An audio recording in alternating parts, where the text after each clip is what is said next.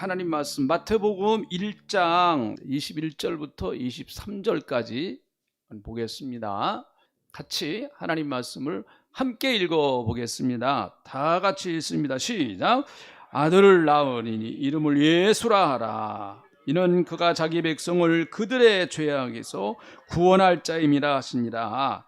이 모든 일이 된 것은 주께서 선지자로 하신 말씀을 이루려 하심이니 이르시되 보라 처녀가 잉태하여 아들을 낳을 것이요 그의 이름은 임마누엘이라 하리라 하였으니 이를 번역한즉 하나님이 우리와 함께 계시다 함이라. 아멘.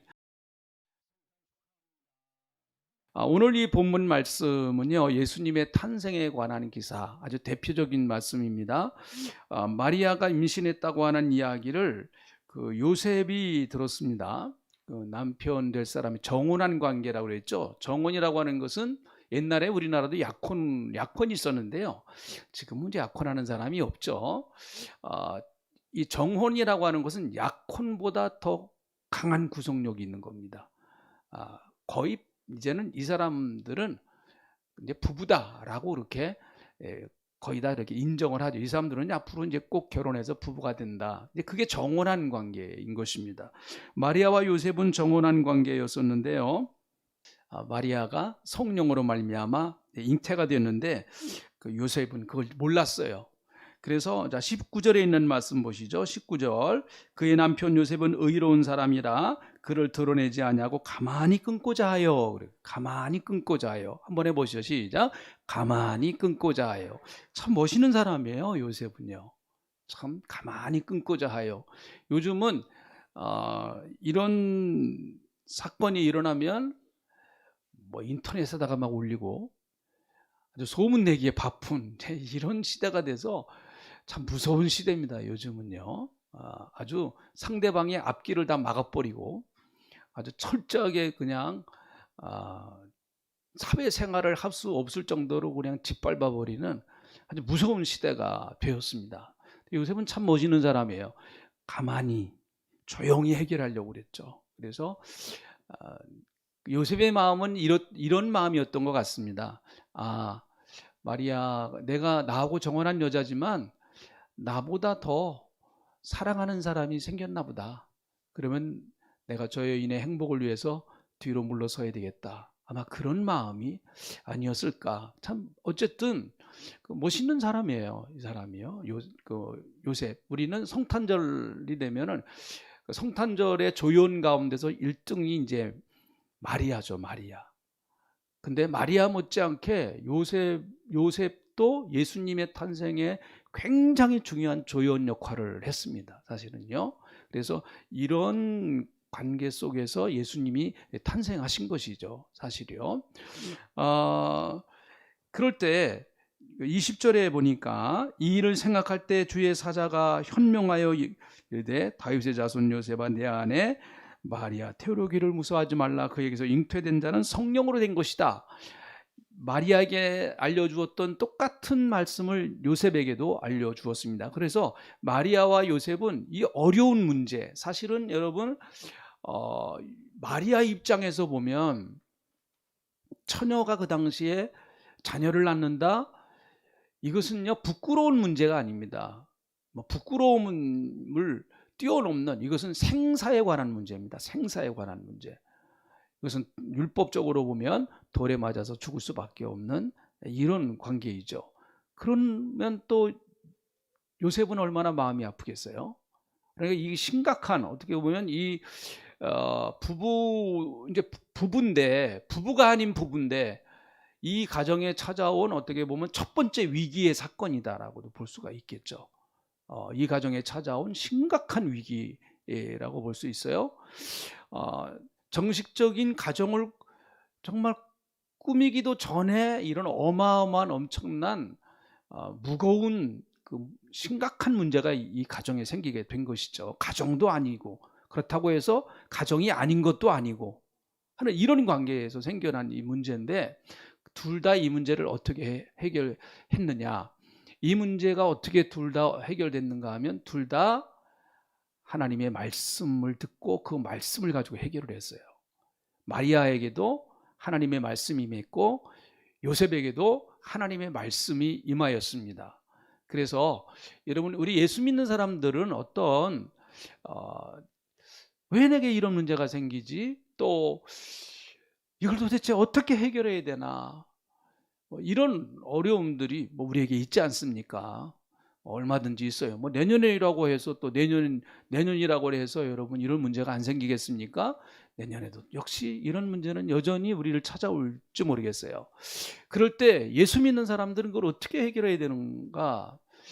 말씀 안에서 어쨌든 답을 찾아서요. 말씀 안에서 답을 찾아야 돼요. 그리고 그 말씀을 붙들고 그 문제를 헤쳐나가고 해결해 나가려고 해야 합니다. 그러면 여러분, 예수님이 말씀하시기를 천지는 없어지지만 하나님의 말씀은 안 없어진다 그랬거든요. 그러니까 그 말씀을 붙들고 나가면 그 말씀이 나를 해결점으로 인도해 주십니다. 그런 은혜가 여러분에게 임하시기를 주님의 이름으로 축복합니다. 자, 마리아와 요셉이 똑같이 받은 이름은 예수라고 하는 이름이에요. 예수. 그래서 예수라고 하는 뜻이 무슨 뜻인지 우리는 이제 잘 알고 있어요. 21절. 너무 중요한 말씀이기 때문에 우리가 다시 한번 큰 소리로 같이 읽어보시죠. 예수 믿는 사람들이 이 말씀은 진짜 알아야 될 말씀이에요. 이거 외워야 됩니다. 외워야 돼요. 같이 21절 읽어보죠. 시작. 아들을 낳으리니 이름을 예수라 하라. 이는 그가 자기 백성을 그들의 죄에서 구원할 자임이니라. 그러니까 예수란 말은 구원자란 말이에요. 한번 따라합시다. 구원자. 예, 예수란 뜻은 구원자란 말이에요. 그래서 예수님은 우리의 구원자가 되신다. 그래서 예수님을 믿고 예수님의 이름을 의지하고 부르는 자는 구원을 받는다. 누구든지 주의 이름을 부르는 자는 구원을 받는다. 성경에 약속하고 있지 않습니까? 그래서 여러분, 하나님의 구원의 방법은 다양해요. 어떤 사람들은 어머니 모태에서부터 교회를 나와요. 우리가 흔히 모태신자라고 그러잖아요. 모태신자. 모태신자. 여기도 모태신자가 있죠. 네. 저 뒤에 앉아 계신 두 아가씨들 아마 모태신자일 겁니다. 네, 저 어떤 아가씨인지 아시죠? 네, 아주 이쁜 아가씨들이에요. 저 뒤에 앉아 계신 아주 두 이쁜 아가씨들 다 모태신자예요. 자기의 의지와는 전혀 관계없이 태어나 보니까 내가 우리 엄마 아빠가 이제 교회 다니고 그래서 내가 교회를 나가게 되고 참 복이죠. 얼마나 큰 복인지 모릅니다. 그렇게 해서 신앙생활을 시작하는 그런 경우도 있어요. 그런 경우는 신앙생활이 굉장히 길죠. 50년, 60년 그렇게 신앙생활을 할 수도 있고요. 그렇습니다. 그런데 어떤 사람은요, 죽기 전에 바로 예수 믿는 사람도 있습니다. 성경에 나오는 한편의 강도처럼. 이 사람은 정말 아주 그냥 아주 죽기 전에 바로 예수를 믿었어요. 죽기 전에.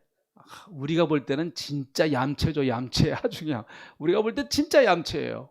우리는 한평생 예수 믿고 신앙생활을 하느라고 얼마나 힘들고 십자가 지느라고 힘들게 10년, 20년, 40년, 50년 그렇게 신앙생활을 하다가 천국 가는데 그 한편 강도는 말이죠.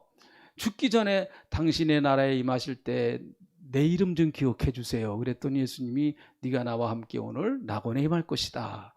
야, 진짜 얌체처럼 구원받았어요, 이 사람은요. 그렇게도 구원을 하세요, 하나님이. 그렇게도. 그러니까 구원은 예수 그리스도를 믿느냐 안 믿느냐 거기에서 갈라지는 거지, 내가 신앙생활을 얼마나 오래 했느냐 그게 문제가 아니에요. 그건 상급과 관련된 거예요. 상급과. 그러면 한편 강도는 구원받은 것이 너무 크지만은 그는 하나님 나라 가서 굉장히 참 죄송한 마음이 있을 거예요. 자기는 그냥 죽기 전에 바로 나쁜 일 평생 하다가 죽기 전에 예수님 내 이름 기억해 주세요 하고 구원받았는데 주기철 목사님 같은 분은 정말 신사참배를 거부하다가 순교를 하고 천국 갔잖아요. 그러니까 그분이 그분을 보면 얼마나 참 죄송하겠습니까?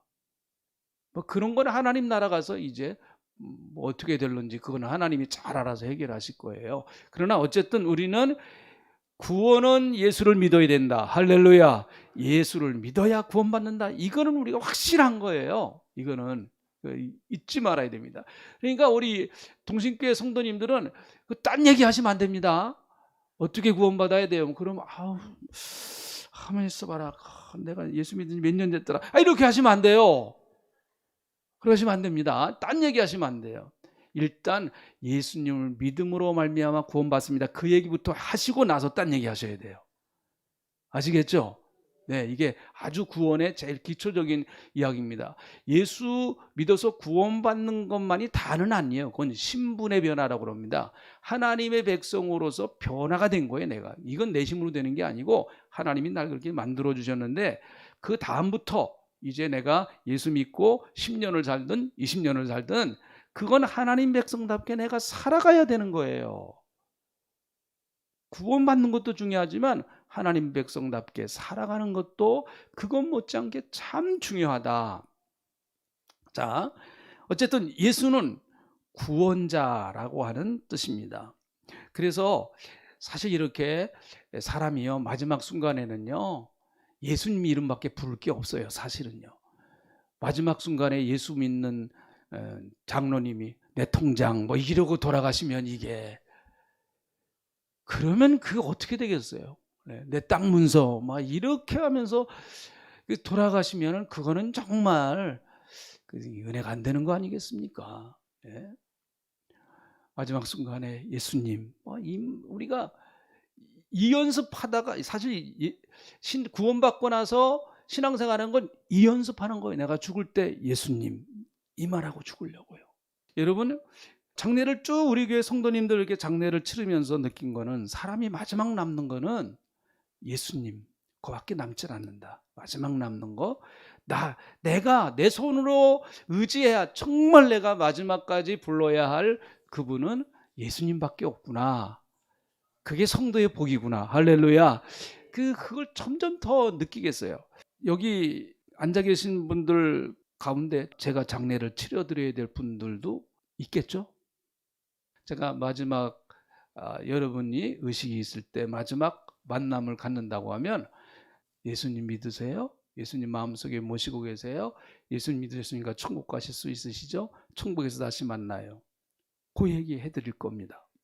그 예수 이름이란 말이 구원자이기 때문에 했습니다. 구원자. 한번 따라 하시죠. 구원자. 할렐루야. 자, 그리고 또 한 가지를 알려주셨는데 22절부터 23절 우리가 오늘 읽었죠. 이 모든 일이 된 것은 주께서 선지자로 하신 말씀을 이루려 하심이라. 23절 다시 읽어보시죠. 23절 읽어봅니다. 같이 큰 소리 읽어봅니다. 시작. 보라 처녀가 잉태하여 아들을 낳을 것이요 그의 이름은 임마누엘이라 하리라 하셨으니 이를 번역한즉 하나님이 우리와 함께 계시다 함이니라. 자, 임마누엘 예수님의 다른 이름을 임마누엘이다 이렇게 말하고 있습니다. 또 하나의 이름을 가르쳐 주는데 임마누엘이라고 하는 것이죠. 임마누엘의 뜻은 하나님이 우리와 함께 하신다라고 하는 그런 뜻이라는 거죠. 자, 이거는 이런 의미가 있습니다. 이걸 잘 들어보세요. 예수라고 하는 이름은 우리를 구원하는 구원자예요. 구원자. 자, 예수라는 뜻이 무슨 뜻이라고요? 구원자. 임마누엘이라는 뜻은 하나님이 우리와 함께 하신다라는 뜻입니다. 자, 그러면 예수라고 하는 이름을 믿고 우리가 구원을 받았어요. 구원을 받았는데 사실 여러분 구원받아서 천국까지 가는 과정은 쉽지 않습니다. 절대로. 그래서 처음에 우리가 전도할 때 예수 믿고 복 받으세요. 그 거짓말이에요. 예수 믿으면 골치 아파져요. 그 무슨 말인지 잘 모르시나 봐요. 아직. 예수 믿으면요 힘들어져요. 네. 거기서 복을 받습니다라는 얘기는 주로 영적인 복을 말하는 거예요. 천국 갈 수 있습니다. 그게 가장 큰 복이죠. 물론 물질 복도 물질적인 복도 여러분 다 하나님이 주시고 건강의 복도 주세요. 우리가 다 그걸 다 같이 이제 그걸 믿습니다. 그런데 예수를 믿고 신앙생활을 제대로 하려고 하면 예수님이 뭐라고 말씀하시는가 하면 내가 길이래요. 길. 요한복음 14장 6절에 내가 길이다 그렇게 말씀하시는데 그런데 예수님이 또 뭐라고 말씀하시는가 하면 길은 길인데 무슨 길인가 하면 좁은 길이래요. 무슨 길이요? 좁은 길이랍니다. 천국 가는 길이 넓은 길이 아니래요. 좁은 길이랍니다. 그래서 찾는 이가 적다 그렇게 말씀하고 있어요. 천국 가는 길 만만치 않습니다. 시험도 많고 고난도 많고 어려움도 많고 마귀와 싸워야 하고 죄악과 싸워야 하고 미혹과도 유혹과도 싸워야 됩니다. 그래서 미혹이 유혹이 조심하세요. 미혹이 유혹이 정말 조심해야 됩니다. 우리 주위에 미혹이 유혹이 많아요. 그 옥자는 그 옥자가 다르지만 아무튼 여러분 우리를 유혹하는 것들이 세상에 너무 많고요. 우리 신앙을 방해하는 그 방해자들이 사실은 참 많습니다. 만약에 우리의 예수님이 너 내가 구원시켜 주었으니까 너 고마운 줄 알고 열심히 이제는 네가 천국 가야 돼. 이렇게만 해놓았다고 하면 아마 여기 앉아 계실 분들 별로 많지 않으실 것 같아요. 왜 그런가 하면 사실 우리도 여기까지 오기까지의 과정을 우리의 신앙생활을 이렇게 뒤돌아보면은 신앙을 교회 다니는 거 믿음 생활하는 거 좀 포기하고 내려놓고 싶을 때가 다 있습니다. 다 그런 거 한 번도 없었다. 그런 분은 예수님 다음으로 가실 분이에요. 정말 예수님 다음 자리에 앉으실 분이에요. 네? 누구나 다 그런 유혹도 받고 시험도 받고 어려움도 있습니다. 미국 사람들 한 유머 중에 그런 일이 어떤 아들이 그렇게 교회를 안 가려고 그래. 네가 교회 가야 할 이유. 예수 믿으니까 교회 가야 된다? 마지막에 뭔가 네가 목사니까 교회 가야 돼. 목사니까. 그게 미국 사람들 말 유머예요. 유머. 네가 목사니까 교회 가야지. 그 목사도 교회 가고 싶지 않을 때가 있다는 거예요. 정말 설교하고 싶지 않을 때 있어요. 정말 설교하고 싶지 않을 때. 또 그런 마음이 있다고 해서 내가 하나님 앞에 버려질 존재 아닙니다. 그런 과정을 다 거치는 거예요. 신앙생활에 그런 과정을 다 그게 신앙생활이에요. 그 과정을 거쳐 나가는 거예요. 그래서 한 걸음 한 걸음 원 스텝 올라가는 거예요. 그래서 쭉 그냥 한 번도 안 쉬고 정상을 향해서 쫙 올라가는 사람은 없어요. 신앙생활 그런 거 없습니다. 독수리가 올라갈 때 내려갔다 올라갔다 하는 것처럼 신앙생활도 그런 거거든요. 그래 내려갈 때 정말 힘들고 어려워요. 손을 놓고 싶습니다. 포기하고 싶어요. 그런데 너무 감사한 것은요. 임마누엘 하나님이 함께 하신다. 자 보세요. 우리가 신앙생활을 잘하고 열심히 할 때만 하나님이 함께 하시느냐? 함께 하죠. 그때는 내가 확신하는 거예요. 야 하나님이 정말 나와 함께 하시네.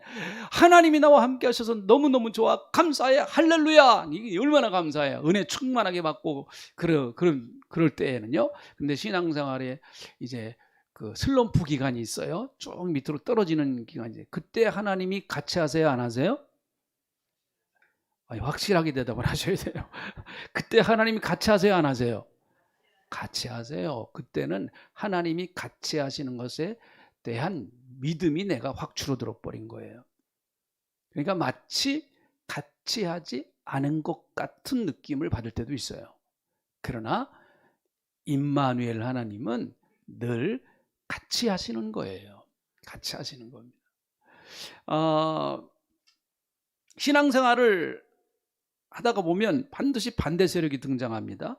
여러분 예수님이 탄생하셨을 때에 예수를 죽이려고 하는 세력이 곧바로 등장합니다. 참 이게 영적으로 의미가 있어요.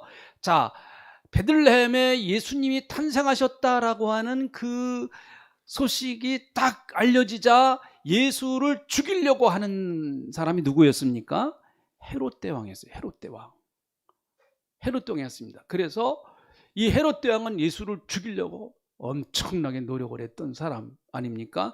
그것과 마찬가지로 우리가 신앙생활을 하고 믿음생활을 하는 데는 반드시 헤롯과 같은 악한 영의 세력이 있다라고 하는 것을 우리는 기억을 해야 되겠죠. 그래서 첫은혜 받고 예수님 정말 나는 이제 주님 뜻대로 살고 예수님 한 분이면 만족합니다. 그런 이제 정말 은혜에 충만한 과정이 있는데 그러나 신앙생활 하다 보니까 자꾸 사탄이 와서 나를 건드려요. 자꾸 앞에다가 장애물도 놓고 나를 쓰러뜨리려고 하고 그러는 것이죠. 그러나 이 과정을 넘어서면 신앙이 한 단계 한 단계 올라서게 되는 것이죠. 마귀는 베드로를 밀가부르듯 했다라고 말합니다. 누가복음 22장 31절부터 32절에 보니까 시몬아 시몬아, 여기 시몬은 베드로를 말하는 거예요. 보라, 사탄이 너를 밀가부르듯 하려고 요구하였으나 그러나 내가 너를 위하여 내 믿음이 떨어지지 않기를 기도하였노니 너는 돌이킨 후에 내 형제를 굳게 하라. 사탄이 와서 막 밀가부르듯이 나를 흔들어댔다라고 하는 거죠. 베드로를 흔들어댔다는 것입니다. 사탄이 우리를 막 흔들어댈 때가 있어요, 여러분. 그러나 우리가 이때에도 우리의 믿음이 아주 떨어지지 아니하는 것은 임마누엘이 계시기 때문에. 임마누엘, 하나님이 나와 함께 하신다. 같이 해보시죠. 시작.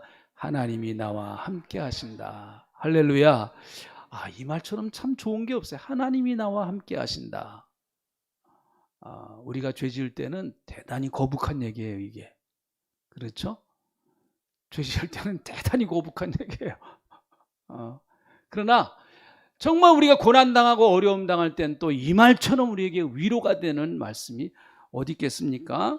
성경에서 전쟁을 가장 많이 치른 사람은 다윗이라고 제가 몇 번씩 얘기 드렸는데, 다윗은 전쟁에서 거의 적은 일이 없는 우리나라의 그 이순신 장군처럼 거의 백전백승했던 사람이었습니다. 이순신 장군도 23번인가요? 싸워서 다 이겼다고 그랬습니다. 한 번도 안 졌다고 그러니, 이 전쟁사에서 이순신 장군 같은 이런 경우가 없었다고 합니다. 한 번도 안 졌. 정말 하나님이 낸 특별한 사람이라고 봐요. 어쨌든 다윗도 역시 마찬가지예요. 전쟁에서 져본 일이 없습니다. 근데 성경은 그 비결을 이렇게 말합니다. 사무엘하 7장 6절, 다윗이 다메섹 아람의 수비대를 두매 아람 사람이 다윗의 종이 되어 조공을 바치니라. 다윗이 어디를 가든지 여호와께서 이기게 하시니라.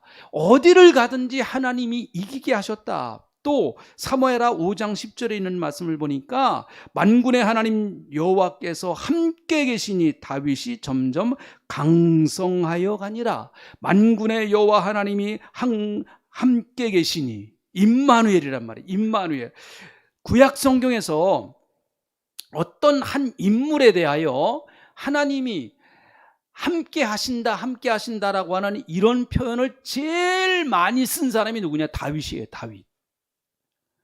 다윗은 참 행복한 사람이죠. 하나님이 함께 하신다. 이 말을 가장 많이 썼어요. 다윗에게서. 다윗에게 이 말을 가장 많이 썼습니다.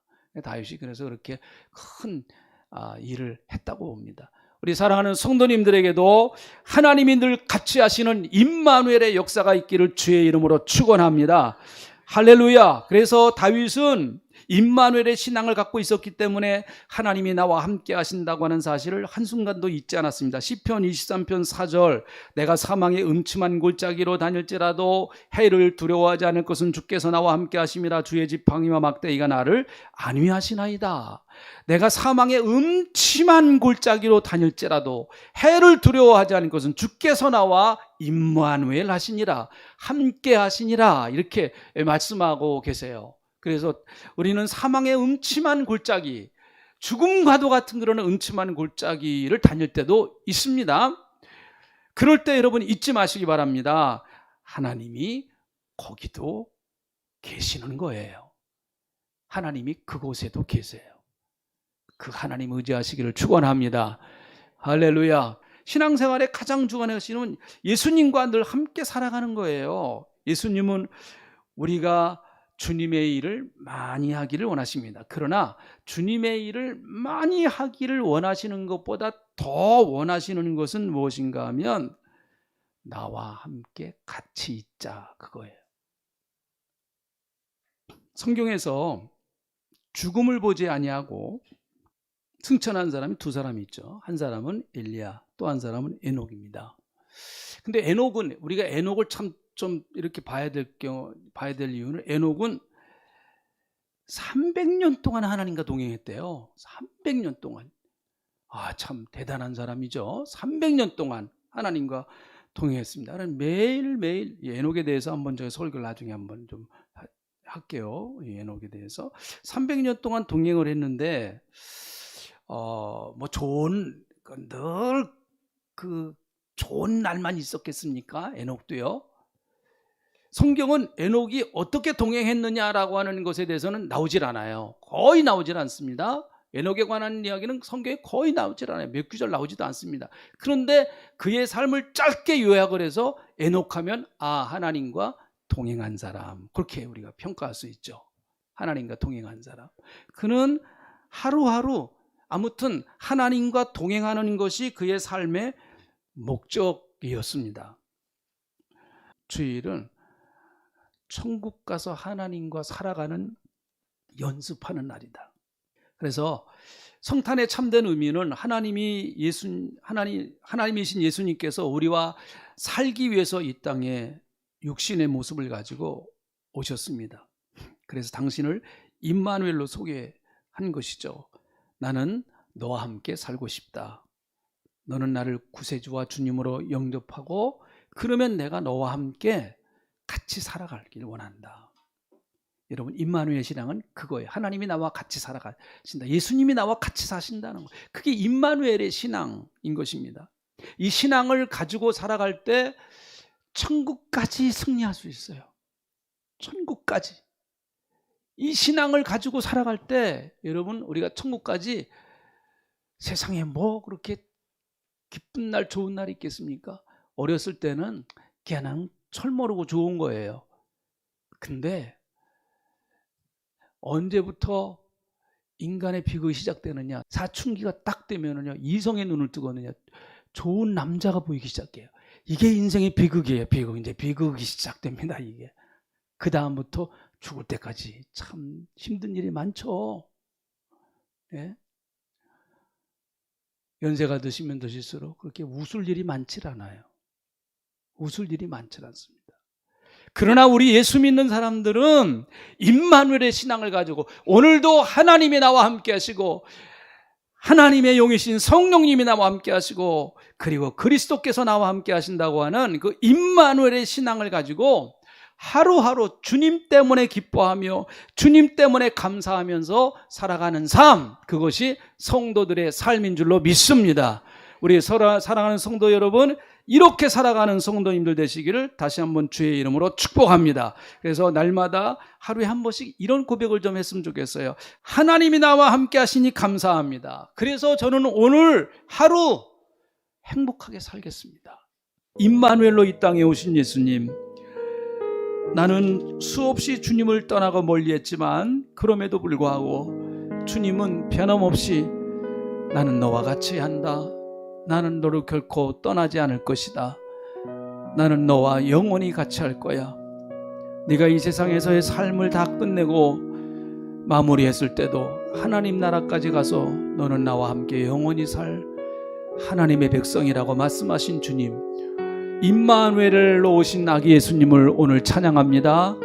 주님, 그 임마누엘의 신앙을 가지고 우리가 살아가는 저희들이 다 되게 하나님이 함께 하시며 역사하여 주시옵소서. 감사합니다. 그 가운데 삶이 지치고 힘들고 어려운 분들이 계십니까?